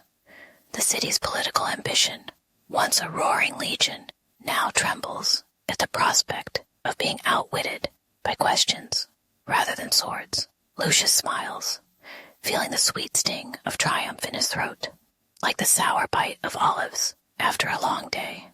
When he finally crosses the Tiber again, this time on foot, not boat, he leaves behind a Rome that has learned to ask why before it answers how. The forum rumbled like a crowded subway platform at rush hour, the clang of bronze helmets mixing with the scent of sweat and spilled wine. Citizens prowled the marble steps, eyes darting between firecrack banners and the looming silhouettes of generals who wore power like a second skin. Amidst the chaos, a handful of philosophers huddled beneath a cracked column, as if trying to hear Socrates whisper through the din. Their voices rose, sharp as a gladiator's sword, demanding that reason, not rhetoric, should steer the city's battered helm. One such thinker, a lanky Roman named Publius, lifted a battered scroll and began a Socratic dialogue, tossing questions like tossed dice in a tavern game. "What is virtue?" he asked, his tone half serious, half mocking the pompous orators who adored their own echoes. His interlocutors, draped in togas stained with dust, answered in bursts of bravado before Publius sliced through with a calm. "Then what does it feel like to be unshaken when the world collapses around you?" The crowd giggled, half because they appreciated the wit, half because the philosophy class felt oddly like a stand-up routine in the middle of a civil war. From that crackling exchange sprang what later scribes would call the Stoic forge, an alchemy of Greek questioning and hard-won Roman grit. The new creed hammered out resilience as if it were iron. Every setback was a hammer blow, each hardship a spark that tempered the soul. Philosophers taught students to stare down the stench of a battlefield's blood and the acrid smoke of burning banners without flinching, to feel the tremble of fear and still answer with a steady, almost smug, "I'm okay." Their mantra smelled faintly of olive oil and leather, a reminder that even the toughest armor needs oil to glide smoothly. But not everyone cheered. The traditionalists, old-school senators, who still believed virtue was a family name and not a mental workout, scoffed at the new Greek fancy teachings, muttering that Rome's strength lay in swords, not in size. They debated fiercely in the Senate, voices bouncing off marble like a storm of angry chariots, accusing the young Stoics of turning the Republic into a philosophy club where members whispered inner peace while their slaves sweated over the grain warehouses. The tension crackled a palpable static that made the marble floor feel slick with sweat and petty ambition. Yet even the staunchest opponents could not deny the growing calm that settled over soldiers who recited stoic maxims before marching into the next siege. In the end, the stoic forge became the city's hidden furnace, heating the hearts of men who, like modern-day avengers, faced apocalypse with a wry smile and a well-timed quote. Plato's ghost might have rolled his eyes at the Roman twist, but the Romans certainly appreciated the irony of swapping marble statues for mental steel. As the dust settled, the streets echoed with a new chant, "Stay cool, stay Roman," and somewhere, a tired centurion, arms dripping with blood and ale, whispered to his comrade, "I feel like a Jedi on a day off, peaceful, but ready to swing a saber if needed." The marble hall of the Domus Aurea trembled with the echo of Nero's lyre, a croaky tune that sounded like a drunk minotaur on a kazoo, cloaked in a toga that glittered like a sequined superhero cape. The emperor flicked a gold-capped scepter and barked, "Seneca, come forward and justify my brilliance." A nervous hush fell over the courtiers, the scent of stale incense and wet olives thickening the air. Seneca stepped in, his sandals slapping the polished floor, his eyes as sharp as a freshly honed stylus. The crowd watched like a reality TV audience, waiting for the next plot twist. Seneca bowed, then launched his first question. "What is the purpose of power, great Caesar?" The query hung like a dropped amphora, and Nero's grin cracked like cracked pottery. Around them, marble statues seemed to lean forward, listening to the crackle of heated words that smelled of sweat and crushed figs. With the calm of a seasoned therapist, Seneca wielded Socratic elenchus, a series of gentle, relentless probes that turned the emperor's proud proclamations into a tangled knot of butt-ifs. The audience's murmurs rose and fell, a chorus of gasps as the dialogue sharpened like a gladiator's blade. Nero bragged about feeding the empire with spectacles that would make a Netflix binge look tame. Yet Seneca asked, "If the people die of hunger while you feast on peacock tongues, can we truly call it prosperity?" The emperor's cheeks flushed a shade of crimson, comparable to fresh wine, and a servant shuffling shoes squeaked like a mouse with a broken squeaker. Each answer Seneca peeled away revealed a fresh contradiction, like peeling a rotten onion, that made everyone's eyes water. The rhetorical fireworks sparked irony so bright that a nearby torch sputtered, casting shadows that danced like jitterbug and holograms. Even the Imperial Guard, usually stone cold, shifted uneasily, their armor clanking like overcooked bacon. Sweat dripped onto Nero's brow, mingling with the faint perfume of rosemary that his slaves sprayed to mask the stench of fear. He slammed his scepter on the marble, a sound louder than a legion marching through a market, and shouted, "Enough of this philosophical pestering." Yet Seneca, unfazed, mirrored the emperor's aggression with a quiet, "Is it pestering, or is it the only way to see the garden for the weeds?" The hall seemed to hold its breath. A distant pigeon outside cooed, its sound oddly soothing amid the tension.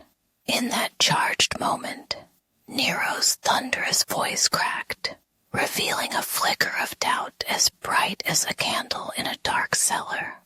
When the echo faded, Nero nodded slowly, as if he'd just watched the final episode of a drama he didn't realize he was starring in.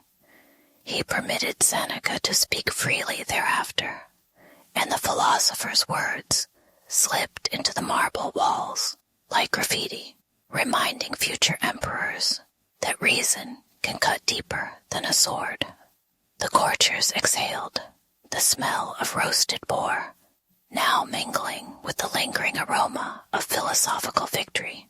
Outside, the Tiber flowed relentless, humming a tune that could rival any pop culture soundtrack. Think Game of Thrones meets The Office in a Roman twist.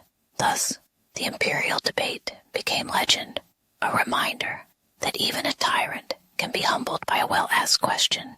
When the last echo of Socrates' footsteps faded into the marble shadows of Athens, Rome's streets began to hum with a new rhythm. The Senate's marble arches caught the scent of fresh figs and the murmur of philosophers swapping togas like Instagram filters. Young Romans, eyes bright as sunrise over the Tiber, started to clutch copies of the Socratic dialogues like prized game cards. They whispered that wisdom could be a weapon, a shield, and occasionally a decent excuse to avoid a gladiatorial bout. Thus, the afterglow of Socratic thought set the stage for Stoicism to climb the ladder of moral authority. Enter the Stoics, who treated Socratic questioning like a relentless pop quiz that never failed to make the professor sweat. Seneca, with his ink-stained fingers, asked the same probing why that Socrates once shouted across a wine-splattered symposium in the bustling market of Pompeii. The clamor of merchants bargaining over cheap amphorae, mixed with the quiet rustle of scrolls, each syllable hitting the ears like a crisp sandal step on a stone floor. Their teachings stitched together Greek logic and Roman pragmatism, proving that a good argument could slice through egos faster than a barber's razor. The crowds laughed, some snorting wine, as the Stoics declared that virtue was cheaper than a night at the Colosseum. Soon, Stoicism became the backbone of Roman moral thought, a kind of ethical scaffolding on which emperors built their half-finished legacies. In the Forum, the sound of distant chariots clanged like cymbals, while philosophers debated whether fate was a cruel overlord or a mischievous cat knocking over vases. The smell of burning incense rose from temples, intertwining with the salty tang of the nearby sea, an aroma that reminded citizens that power, like the tide, must be respected. Senators, draped in purple, would nod at Stoic maxims as if they were cheat codes for surviving office politics. Even the legionaries, covered in mud and sweat, muttered Stoic aphorisms under their helmets, finding solace in the idea that a bad day could be fixed with a better attitude. Generations later, the bridge between Greek inquiry and Roman virtue creaked under the weight of history, yet it never collapsed. Think of it as the ancient equivalent of a Marvel Cinematic Universe, complete with heroes, villains, an occasional divine cameo. Children in the courtyard would reenact Socratic debates as if they were epic gaming raids, shouting, "Ask the question," instead of attack, while the elders rolled their eyes, smelling the lingering perfume of roses and the occasional stray goat droppings. Irony sprouted like ivy on marble. The very empire that once prized conquest now prized inner conquest. The battle between reason and impulse. Philosophers sipped cheap wine, feeling the gritty grit of the stone beneath their elbows, amused that the Greeks gave them the questions. The Romans gave them the resolve to answer.